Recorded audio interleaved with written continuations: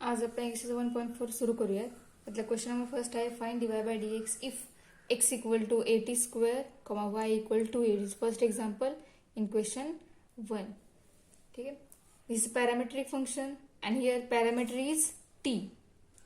Okay, so now consider the function to find solution of that example. So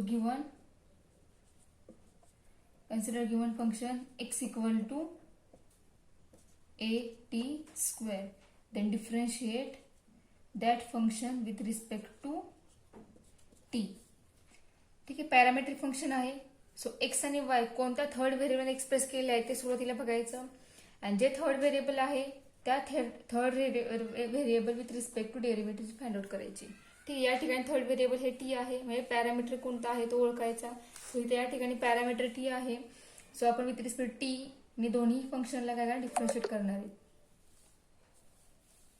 so derivative of that x is dx upon dt is equal derivative of 80 square is a is constant derivative of t square is 2t, that is equal to dx upon dt is 2at. Okay, this is our first equation. Then we find second dy upon dt by using y is equal to 2at. So differentiate that y with respect to t. Derivative of y is dy by dt is equal to 2a is constant derivative of t is 1, that is equal to our answer is 2. This is second equation. Okay, but we have to find out the value of dy by dx.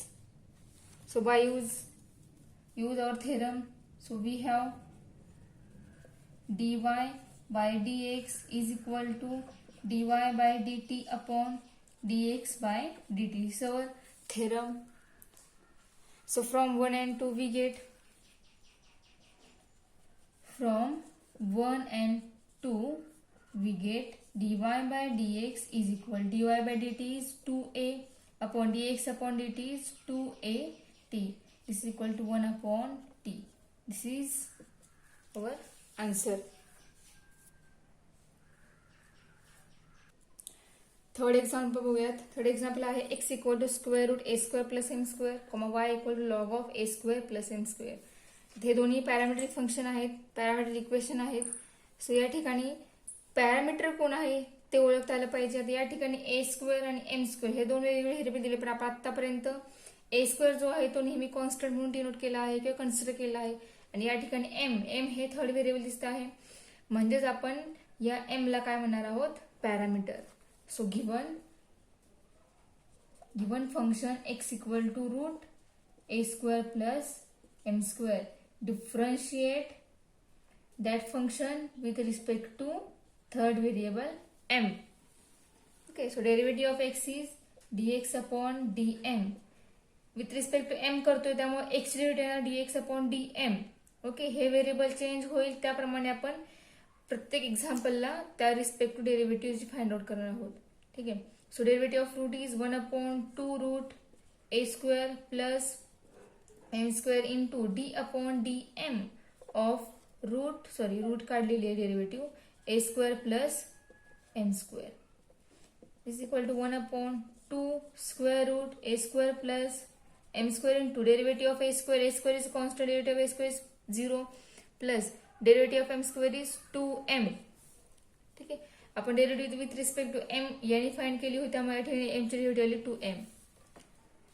ठीक आहे.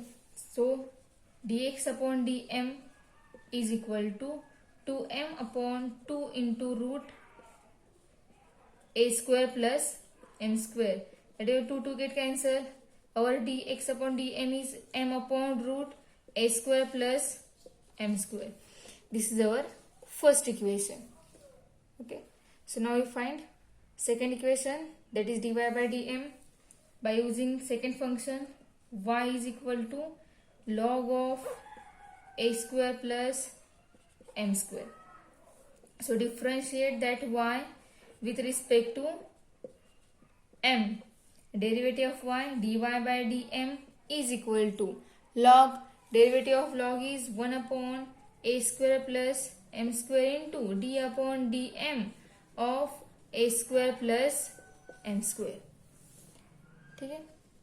So our dy by dm is 1 upon a square plus m square into derivative of a square. A square is constant, so derivative is 0. M square, derivative of m square is 2m. ठीक है. So dy by dm is 2m upon a square plus m square. This is our second equation. So by using theorem we have theorem सुरुवातीला लिहायचा dy by dx is equal to. तर theorem लिहित असताना आपला theorem t या third parameter मध्ये आहे, T या व्हेरिएबल मध्ये आहे, पण प्रत्येक एक्झाम्पलच्या वेळेस जो पॅरामीटर असेल त्या फॉर्म मध्ये थेरम आला पाहिजे. आपल्या एक्झाम्पल मध्ये टी पॅरामीटर होता, आपला थेरम हा dy by dt upon dx upon dt या फॉर्म मध्ये आला होता. पण आपल्या या एक्झाम्पल मध्ये एम हे पॅरामीटर आहे, म्हणजे आपला पॅरामेट्रिक फंक्शनचा थेरम येणार dy by dm upon dx by dm हा असा थेरम येणार आहे. जर व्यवस्थित थेरम यूज केला तर एक्झाम्पल इथून पुढे काय असले ते मार्क्स मिळतील. तर थेरम चुकीचा यूज केला, व्हेरिएबल एक आणि थेरम मध्ये एक व्हेरिएबलचं मेन्शन केलं तर एक्झाम्पल्सला मार्क्स मिळणार नाहीत. So from 1 and 2 we get dy by dx is equal to the value of dy by dm is 2m upon a square plus m square whole divided by the value of dx upon dm is m upon square root a square plus m square. इथे हेच आपण या form लिहू शकतो 2m upon a square plus m square into square root a square plus m square upon m. Okay, m get cancel, so we get 2 root a square plus m square upon a square plus m square. आता हा जो bracket आहे बघा, आपल्याला माहिती आहे x आपण root x into root x या फॉर्म मध्ये लिहू शकतो. म्हणजे आपण हा जो ब्रॅकेट आहे हा आपण या फॉर्म मध्ये मेन्शन करू शकतो. सो करूयात रूट मध्ये मेन्शन, म्हणजे आपल्याला dy बाय dx मिळेल 2 root a square plus m square upon root a square plus m square into root a square plus m square. Okay, यामधले एक रूट कॅन्सल होईल आणि आपला आन्सर मिळेल 2 upon root a square plus m square. This is our complete solution. So now let's see another example. This is seventh example. An example is x equal to cos inverse of 2t upon 1 plus t square, comma y equals sec inverse of root of 1 plus t square. ठीक आहे, हे example solve करूयात. या एक्झाम्पलचा type थोडासा वेगळा आहे. या ठिकाणी इन्व्हर्स फंक्शन त्यामधलं एक्झाम्पल आहे हे त्या टाईप मध्ये. आता आपल्याला हेच एक्झाम्पल हे ते पॅरामेट्रिक फंक्शनच्या फॉर्म मध्ये दिलेलं आहे. आपल्याला पॅरामेट्रिकचा थेरम यूज करून ह्याचं आपण हे एक्झाम्पल आपण सॉल्व्ह करणार आहोत. सो गिवन फंक्शन ह्यातला एक कन्सिडर करूयात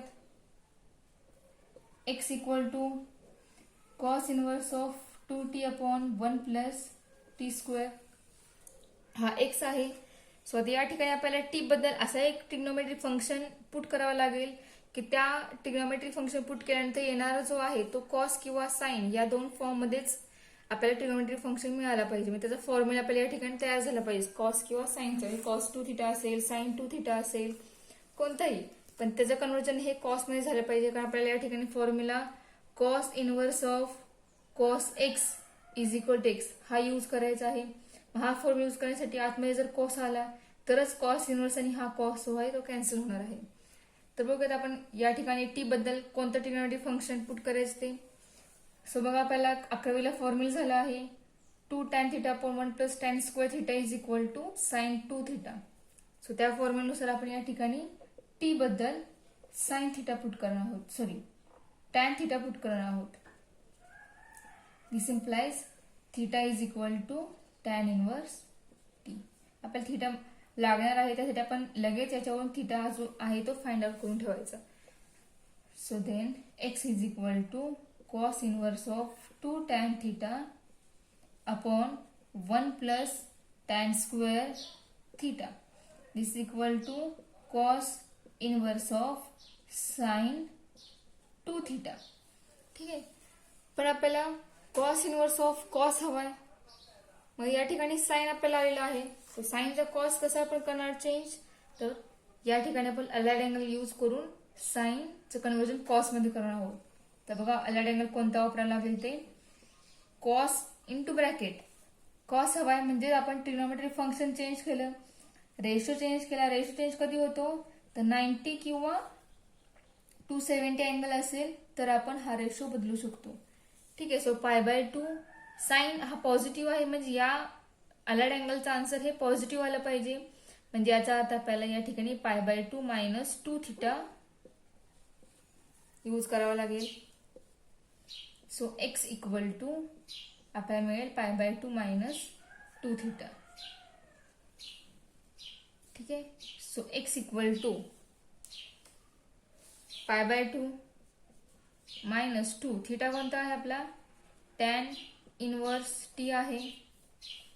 सो x येणार π/2 मायनस x आलेला आहे π/2 minus 2 tan inverse t.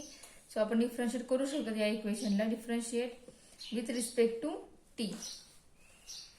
So derivative of x dx upon dt is equal to π/2 is constant, derivative is 0, minus 2 into tan inverse of t, derivative is 1 upon 1 plus t square, that is equal to minus 2 upon 1 plus t square is our answer. Okay, this is the first equation. Then we find second equation by using second function. Second function आहे y equal to sec inverse of root 1 plus t square. आता या ठिकाणी पण आपल्याला बघा T बद्दल टॅनच put करावं लागेल, कारण 1 प्लस टॅन स्क्वेअर म्हणजे सेक स्क्वेअर असतो, त्यानुसार आपल्याला सेक मिळणार आहे. So put t is equal to tan theta. This implies theta is tan inverse t. So y is equal to sec inverse of root 1 plus tan square theta is equal to sec inverse of root sec square theta. Okay, so y is sec inverse of root आहे, square आहे म्हणजे हा square आणि हा route cancel होऊन शिल्लक राहणार sec theta. So बघा सेक इनवर्स सेक मिळालेला आहे, म्हणजे हा सेक आणि हा सेक कॅन्सल होईल. सो y मिळाला आपल्याला थिटा, आणि थिटा आपला कोण आहे, तर टॅन इनवर्स टी आहे. ठीक आहे. तर आपल्याला पॅरामेट्रिक इक्वेशन मिळालेलं आहे. So differentiate with respect to t. So derivative is dy by dt is equal to 1 upon 1 plus t square. Okay, this is our second equation. So now we have theorem dy by dx is equal to dy by dt upon dx by dt. या ठिकाणी तर टीच हाच third variable होता, म्हणजे parameter हा T होता आपल्या इथे एक्झाम्पल मध्ये, तेव्हा आपल्याला थेरम तोच मिळाला, म्हणजे जो आहे स्टेटमेंट ते आपण यूज केलं. So from 1 and 2 we get dy by dx is equal to dy by dt is 1 upon 1 plus t square upon dx upon dt minus 2 upon 1 plus t square. Okay, that is equal to 1 upon 1 plus t square into 1 plus t square upon minus 2. So हे bracket same आहे, म्हणजे हे bracket cancel होईल. So आपल्याला dy by dx मिळेल -1 upon 2. Okay, this is our answer.